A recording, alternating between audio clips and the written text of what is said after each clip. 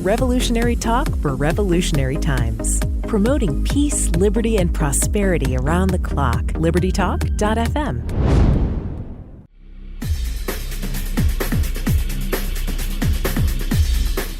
Welcome to Living in the Solution with Dr. Elena George. Today we have an important show, I think quite exciting, not a topic that people don't talk a lot about. We're going to have a return guest, someone who I respect highly, and it's been a while since he's been on the show, but every time Mr. Smith comes on, it's a wealth of information. We're going to speak with Mr. Wesley Smith. He's an author. He is really a maven, I would say, on thinking about things outside the box. And it's about public advocacy and about how we as individuals, I think, are able to run our lives in a way that we see fit.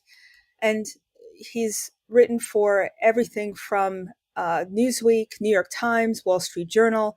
He's appeared on TV and radio stations such as ABC Nightline, Good Morning America.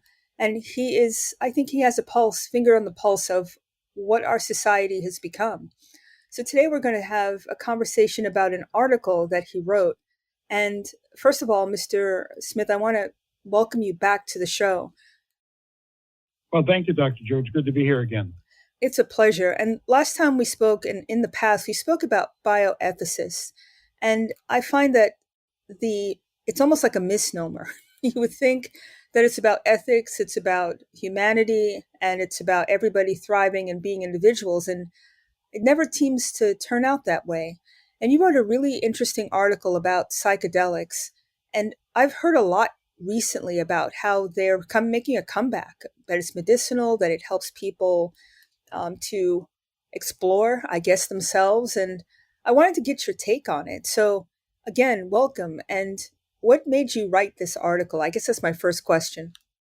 Well, thanks. I wrote this article in National Review, it's in NRO, because you had a couple of books stating or opining that rather than limit psychedelics to potential use in terms of treatment for things like depression, which is under study, but that it also should be used to make a life interesting. Well, what that means is basically recreational use.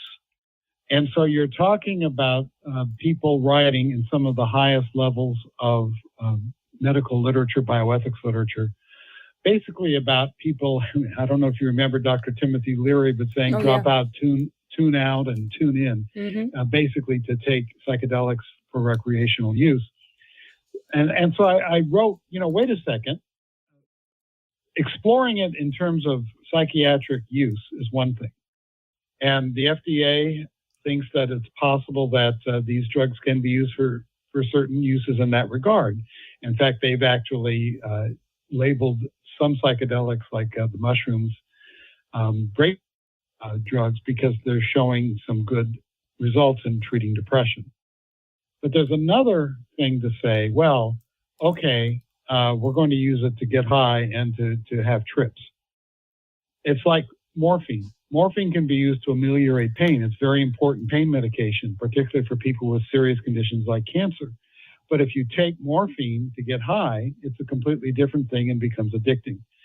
So you have dual uses on some of these very strong substances. And I wanted to point out that there was an attempt, or at least seems to be an attempt beginning, to move the psychedelic investigation from and use from potentially therapeutic uses into recreational uses, which would be, I think, a terrible mistake. Well, my take on the hallucinogens or hallucinogenic effect of this is it removes the person from, I think, a God consciousness, right? That it's about being completely oblivious and being open technically to whatever the experience is. And what's interesting, Dr. George, just an hour and a half ago before we're taping this, I actually taped my own podcast, which is called Humanize, with a former hockey star who used psychedelics to treat his traumatic brain injury caused by concussions. Mm-hmm. And we had that very discussion, and I asked him about the experience he had, and it really was